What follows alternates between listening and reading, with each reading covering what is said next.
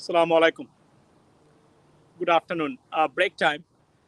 এই সময়ে একটা আ আমাদের প্রধানমন্ত্রীর একটা বক্তব্যর প্রতিবাদ করতে চাই। ১ম এই বলি আপনার যে আম আমার পিছনে দেখতে পাচ্ছেন আপনারা শহীদ মিনার। আ শুরুতেই সকল শহীদদের আত্মার প্রতি আ আপনার আত্মার মাগফিরাত এবং আ শ্রদ্ধা জ্ঞাপন করছি। যারা বাংলাদেশকে আম পাকিস্তানের সেই আপনার দুর্বিষহ জীবন এবং ঔপনিবেশিক ব্যবস্থা থেকে মুক্ত করতে সহায়তা করেছেন। আর আজকের এই বাংলাদেশ স্বাধীন হচ্ছে সকল নেতা, নেত্রী এবং শহীদ এবং যারাই সেখানে অংশগ্রহণ করেছেন। আমি প্রথমেই এবং আমার পিছনে শহীদ মিনার এবং শহীদ মিনার এই শহীদ মিনারটা এখানে যারা প্রতিষ্ঠা করেছেন ধন্যবাদ সবাইকে। এখানে আমার শ্বশুরবাড়ির মানুষও এখানে যুক্ত আছেন এবং আরো যারা আছেন অনেক সবার নাম বলে কাউকে অনেকের নাম বলে সুযোগ করতে চায় না। তবে হ্যাঁ, অনেকেই ধন্যবাদ এবং প্যারাসন সিটি কাউন্সিল যারা এখানে সহযোগিতা করেছেন। আমার পিছনে যেটা সেটা হচ্ছে একটা হাই স্কুল। এটাকে আপনার হাই স্কুল আমাদের অনেক বাংলাদেশি পরিবার, ইমিগ্রেন্ট পরিবারের সন্তানরা এখানে লেখাপড়া করেন। এখান থেকে অনেকে অনেক বড় বড় জায়গাতে যাচ্ছেন। বাই দ্য ওয়ে, প্রধানমন্ত্রীর বক্তব্যটা হচ্ছে যে প্রধানমন্ত্রী আজকে একটা বক্তব্য দিয়েছেন। আমি আপনাদেরকে প্রথমেই বলি বক্তব্যটা আমি আপনাদেরকে শোনাতে চাই। উনি আসলে কি বলেছেন যে আমাদের প্রধানমন্ত্রীর আজকে একটা বক্তব্য দেখলাম। উনি আপনার বেগম জিয়া সহ অনেককেই নিয়ে আজকে একটা বক্তব্য দিয়েছেন। বক্তব্য শুনে আমি লজ্জা পাইনি, এর জন্যই পাইনি কারণ উনার কাছ থেকে এর চেয়ে ভালো কিছু আশা করা যায় না। উনি যেভাবে বক্তব্য দিলেন আজকে সাবেক প্রধানমন্ত্রী বেগম খালেদা জিয়াকে নিয়ে, আমার খুব কষ্ট লেগেছে এবং আমি নিজেও লজ্জিত হয়েছে। আমি দেখেছি মানুষ কমেন্ট করতেছিলেন যে এই হচ্ছে আমাদের প্রধানমন্ত্রীর মুখের ভাষা ব্যবহার, লজ্জা লাগে নিজেকে যে এই দেশে আমরা বসবাস করি বা এই দেশ আমাদের এবং আমাদের দেশের প্রধানমন্ত্রী উনি আজকের অনেকেই বলেছেন এবং প্রধানমন্ত্রীর উল্টাপাল্টা অনেক বক্তব্য আমরা জানি এবং আমরা জানি যে আমাদের প্রধানমন্ত্রীর মধ্যে সবচেয়ে বড় জিনিস একটা মানে উনি অনেক ক্ষেত্রেই উনার অনেক বক্তব্যগুলা সেগুলো আসলে লজ্জাজনক এবং মিথ্যায় ভরপুর, তথ্যের বিভ্রাট। আমরা যদি দেখি প্রত্যেকটা বক্তব্যতে আমি প্রধানমন্ত্রী বিগত ১ বছরে অন্ততপক্ষে সত্য কোনো তথ্য দিয়েছেন আমি পাইনি। আমি আমার যে ক্রস চেক করেছি তথ্যগুলা, আমি পাইনি যে প্রধানমন্ত্রী সত্য কোনো তথ্য দিয়েছেন। যে কথাগুলো উনি বলে থাকেন প্রত্যেকটা কথাবার্তার মধ্যে মিথ্যায় ভরপুর, সেটা আমি দেখেছি আপনার অনেক I am sorry to say that এবং ইজ দ্য রিয়েলিটি। প্রধানমন্ত্রীকে সত্য বলতে দেখেন, খুব দুঃখজনক যে একটা দেশের প্রধানমন্ত্রী অনর্গল মিথ্যা বলে যাচ্ছেন বিভিন্ন বিষয় আশয় নিয়ে এবং উনি থামছেন না এবং ওনাকে কেউ থামাচ্ছে না। প্রেসিডেন্ট ট্রাম্পের মতো যে প্রেসিডেন্ট ট্রাম্প যখন আজকে প্রেসিডেন্ট ট্রাম্পের যে অবস্থা, আমি আসছি এই বিষয়গুলোতে। প্রধানমন্ত্রী যে বক্তব্য দিয়েছেন বেগম খালেদা জিয়া নিয়ে, তার মানে আমি যদি বলি বিএনপি নিশ্চয়ই তারা প্রতিবাদ করবেন, তবে এই ভাষাগুলা খুব নিম্নমানের। আমি মনে করি না যে বস্তিতে যারা বসবাস করে এই ধরনের কোনো ব্যক্তি মানে অন্ততপক্ষে এই ধরনের মানে মানে কথাবার্তা এই স্টাইলে কথাবার্তা বলবে এবং প্রচন্ড ভিন্ডিকটিভ পরায়ণ, হিংস্র এবং পয়জন এবং ঘৃণা, বিদ্বেষ ছড়ানোর মতো রীতিমতো বিদ্বেষ ছড়ানোতে প্রধানমন্ত্রী মনে হচ্ছে যে উনি বাতাসে উঠছেন বর্তমানে।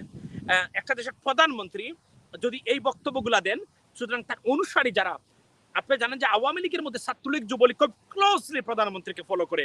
বলতে গেলে আমি যদি বলি যে উনার বাচ্চা তারা মানে উনার ছেলে মেয়েরা, মানে এটা ঠিক আছে ওই ক্ষেত্রে, মানে তারা খুব ক্লোজলি ফলো করেন প্রধানমন্ত্রীকে তারা প্রতিদিন, বিশেষ করে ছাত্রলীগ তো আপনারা বলেন যে প্রধানমন্ত্রীর ভ্যানগার্ড হচ্ছে বর্তমান আপনার মুদর্শ ছাত্রলীগ। বাই দ্য ওয়ে, আমি আছি গৌরবোজ্জ্বল ইতিহাস ছাত্রলীগের আছে, এটা বলে আমাকে লজ্জা দিবেন না, পরে কথা হবে এই বিষয়ে। কিন্তু প্রধানমন্ত্রীর মুখের ভাষা, এজন্যই আমি সেদিন একটা লাইভে গেছিলাম। আপনি জানেন আমি লজ্জিত, এজন্য আমি ডিসিশন নিয়েছিলাম যে আমি আর কোনো লাইভে যাব না, অর্থাৎ কোনো টক শুতে যাব না, লাইভে না টক শুতে যাব না। কারণ আমি কিন্তু নিজে খুব লজ্জা পেয়েছি যে একজন আওয়ামী লীগের নেতা, উনার সাথে আমি জানতাম না যে উনি আমাকে উনার সাথে বসাবে।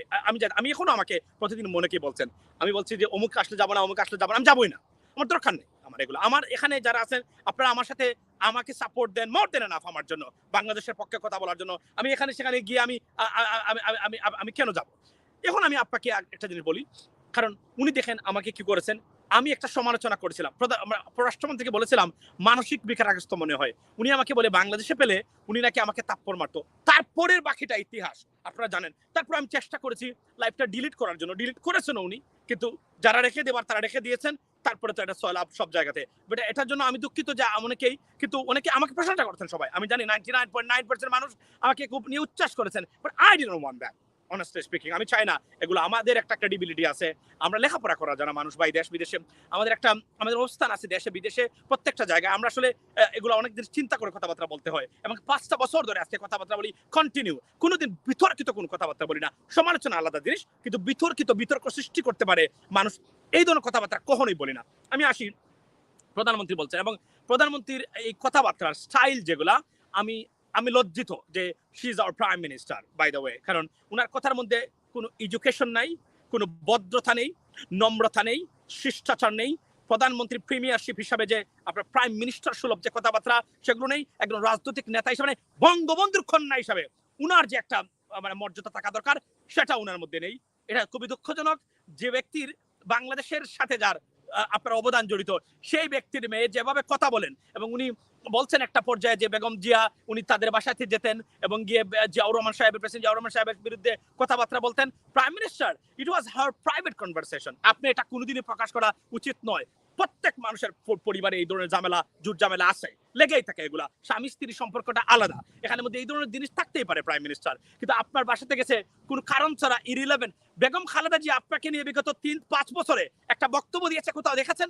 একজন মুমূর্ষু অবস্থায় আপনার একজন নেত্রী বা একজন 3বারের প্রধানমন্ত্রী। আমি আপনাকে এতটুকু বলি, প্রাইম মিনিস্টার এক্সিকিউটিভ প্রিভিলেজ আপনি যেভাবে পান উনিও পেতে পারেন।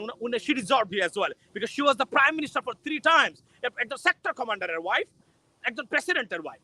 সুতরাং উনিও প্রিভিলেজ পাবে, এটা নিয়ম। এটা আপনিও যদি পান উনিও পায়। কিন্তু যেভাবে আপনি এভাবে এসে যে বলছেন, মানুষ কিন্তু আপনাকে খুব খারাপ ভাবে সমালোচনা করছে। যান আপনি ডিবিসি থেকে 71 থেকে 72 থেকে সব চ্যানেলে গিয়ে দেখেন আপনাকে মানুষ কি বলছেন। আপনি লজ্জা পাওয়া দরকার প্রাইম মিনিস্টার, আমি আপনাকে মনে করি। তারপরে এতটুকু বলি, আপনি বলছেন প্রেসিডেন্ট জিয়াউর রহমান সাহেব উনি বেগম খালেদা জিয়াকে এই করতেন সেই করতেন। প্রাইম মিনিস্টার, আপনার যে হাজবেন্ড, আমি শ্রদ্ধার সাথে ওনাকে স্মরণ করতে চাই, ডক্টর ওয়াজেদ মিয়া একজন বিজ্ঞানী ছিলেন, এবং ডক্টর ওয়াজেদ সাহেবের সাথে আপনি খুব খারাপ বিহেভ করতেন, এটা আমরা শুনেছি। খুবই খারাপ ব্যবহার করতেন আপনি। এটা সবসময় যারা প্রত্যেকটা জায়গাতে এসেছে, আপনি ওনাকে মানুষই মনে করতেন না। ওনাকে আপনার স্বামী হিসাবে যে দাম দেওয়ার কথা, মূল্যায়ন করার কথা, সেটা আপনি করতেন না। এবং এটা যে করতেন না আপনি, আজকে আপনার যে ব্যবহার আমরা দেখি একজন এজ এ উইমেন হিসাবে, এটা কিন্তু প্রমাণ হয় যে আপনি করতেন না। কারণ আপনি যেভাবে ভিনডিকটিভ, হিংসা মানে কাতর, যেভাবে আপনার মুখের ভাষা, বিহেভিয়ার, ইট ইজ নট আপনার come overnight prime minister. It is a built in character. Built in means যে বিষয় অলরেডি জন্ম থেকে এটার সাথে হয়। আমরা বলি না আইফোনের আপনার battery built in mean you can't change iPhone battery, it done. আইফোনে অনেক জিনিস আছে ইটস বিল্ট ইন। আমরা বলি না built in speaker, built in, it's just a built in behavior prime minister. You can't change it. This is how it is proved that your behavior wasn't good to him as well. এবং আপনার যে as a women হিসাবে আপনার মধ্যে যে softness থাকার কথা, as a mother, as a women, as a leader, we don't see that, Prime Minister. Don't take me otherwise. By the way, আজকে একটা কথা বলছেন আপনি, আমি দুঃখিত যে আপনার এই ব্যবহারগুলোর কোনো পরিবর্তন আসছে না। এটা খুবই দুঃখজনক এবং আমাদের জন্য খুব লজ্জাজনক। ডাজন্ট ম্যাটার আপনি আওয়ামী লীগ থেকে এসেছেন কি যুবলীগ থেকে এসেছেন কি জাসদ থেকে এসেছেন, end of the day you are our prime minister. Your post deserves some respect, Prime Minister. Unfortunately, you are most disrespected Prime Minister in the history of our Bangladesh amongst the opposition. I mean, not amongst you, but there are good people in your political party. They don't even respect you properly because of your behavior. Your behavior is very low class, Prime Minister. Doesn't have any quality and in a humanity that is very shameful for us being a citizen of Bangladesh. By the way, আজকে আপনি যে কথাগুলো বলছেন, আমি আসি, আপনি আজকে বলছেন কি যে আপনার একটা পর্যায়ে বক্তব্য দিতে গিয়ে আপনার ওই বক্তব্যেই বলছেন যে আমেরিকা আপনার এই যুদ্ধ থামাবে না, যে রাশিয়াতে ইউক্রেনে যে যুদ্ধ হয়েছে, আপনার জ্বালানি তেলের মূল্যবৃদ্ধি নিয়ে আপনি অনেকগুলা কথা বলছেন, যে ধরেন আপনার আমাদেরকে ফসল ফলাতে হবে। প্রাইম মিনিস্টার, ফসল তো ফলাবেই তারা, নিশ্চয়ই ঠিক আছে, but prime minister how about the টাকা পাচার? আপনি কি টাকা পাচার বন্ধ করার কথা বলছেন কখনো? এটা কি বলেন কিনা? মানে ফসল ফলাবে বাংলাদেশের প্রত্যেকটা জায়গায়, গড়ে গড়ে ফলান, এটা ঠিক আছে, but how about corruption prime minister?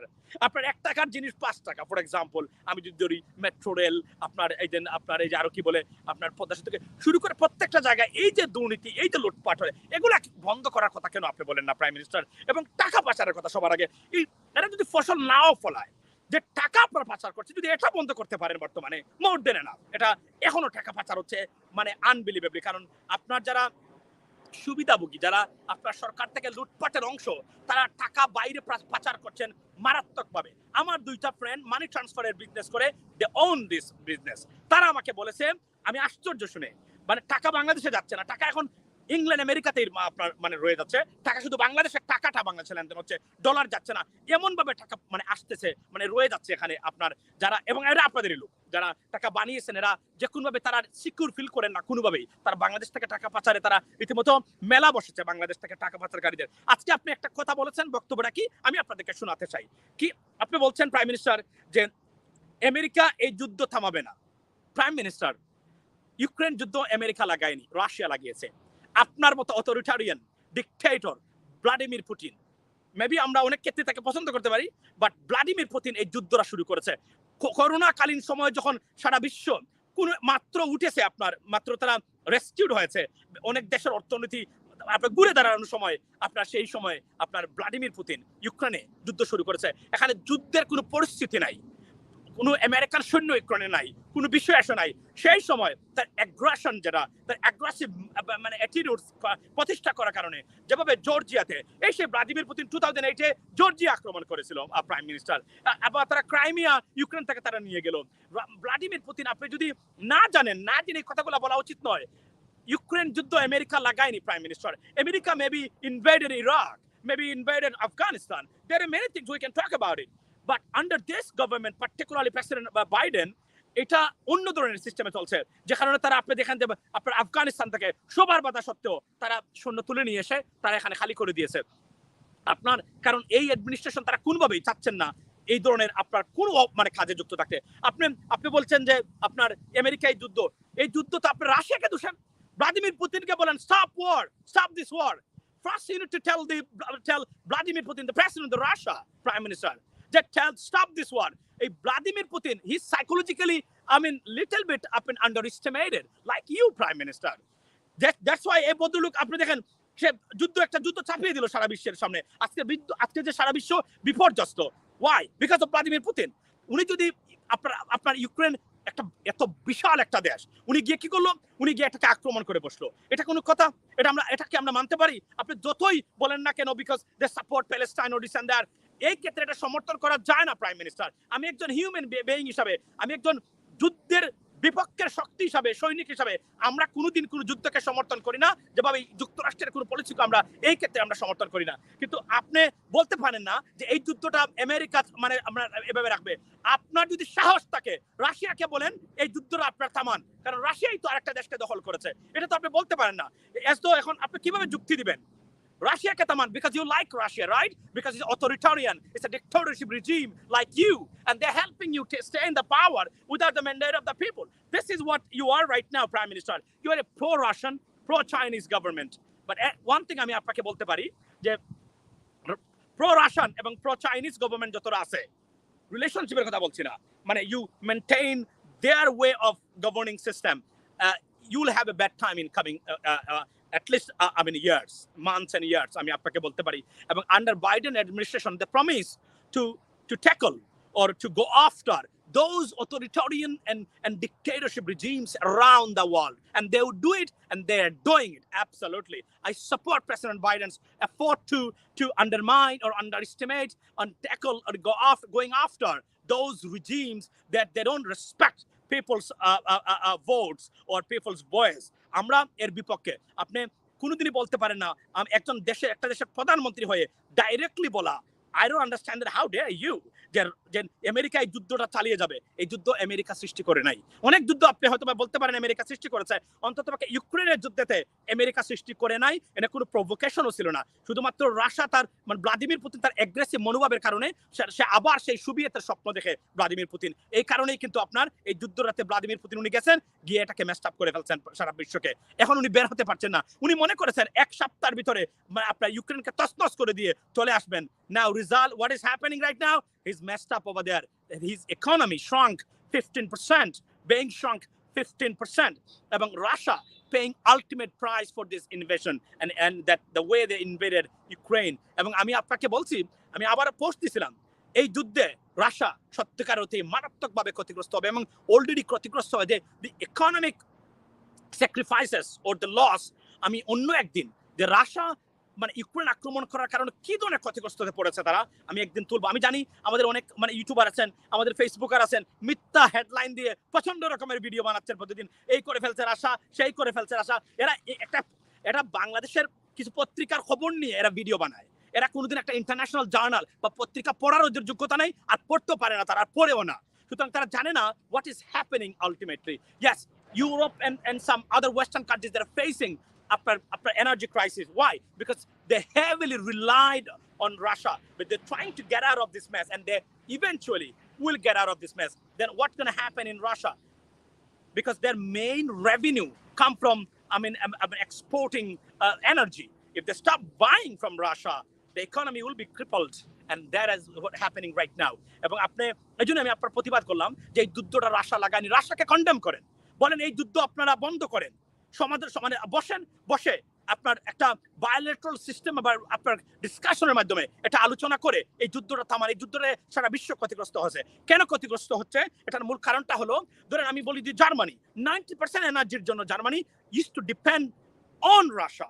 Now there is a war and there is a sanction. They cannot import energy. Obviously এটা প্রবলেম হবে। যদি আজকে আপনি ফর এক্সাম্পল ধর আমরা পেঁয়াজ আমদানি, ভারত থেকে আমরা পেঁয়াজ আমদানি করি, যখন ভারত পেঁয়াজ আমদানি বন্ধ করে দেয়, বাংলাদেশের পেঁয়াজের দাম 200 টাকা কেজি হয়ে যায়। Why? Because we only rely on India, that is what.